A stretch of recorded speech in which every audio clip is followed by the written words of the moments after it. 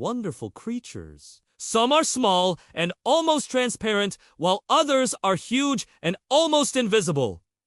Take the giant squid, for instance. These mysterious beasts live in the darkest depths of our oceans, where sunlight cannot reach. Yet somehow they grow to over 30 feet long with eyes the size of basketballs. But there's another creature that's even more peculiar than the giant squid. It's a massive fish that weighs nearly 5,000 pounds. That's heavier than a walrus, a grand piano, or even an adult hippopotamus. And while it may not be the largest fish in the sea, it might just be the clumsiest. This is the mola mola, also known as the ocean sunfish or mola. And while we know quite a bit about these enormous fish, scientists have yet to figure out how they get so big. There are 4 main theories about how the mola mola grows to such a colossal size.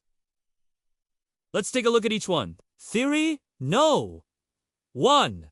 The gelatinous blob theory. The most popular theory about how the mola mola grows so large is also the Basically, it's thought that the mola mola is just a giant blob. You know those oddly satisfying videos where people cut open water balloons filled with jello? Well, imagine a fish like that, but much larger. Scientists think that the mola mola's body is mostly made up of water and has very few cells, which would make it feel squishy to the touch. They also believe that the mola mola has no bones or muscles, making it incredibly sluggish. In fact, they move so slowly that it's unlikely they'd ever be able to escape a predator if one were to try and eat them. So why then have they managed to grow so big? Well, it's thought that their size itself is their best defense.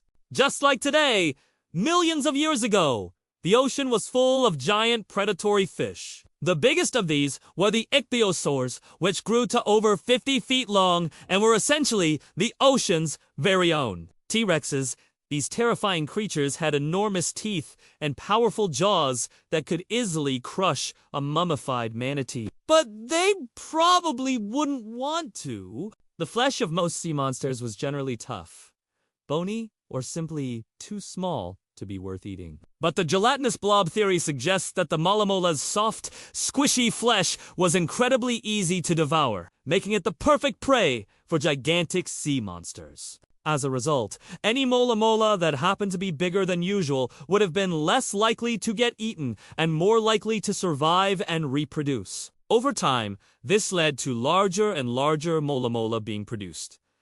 And today, they're bigger than ever. Theory no. 2. The fish theories? Okay, so maybe the giant blob theory makes sense, but there's a problem with it. Other fish also live in the ocean, and many of them are just as squishy. Starfish,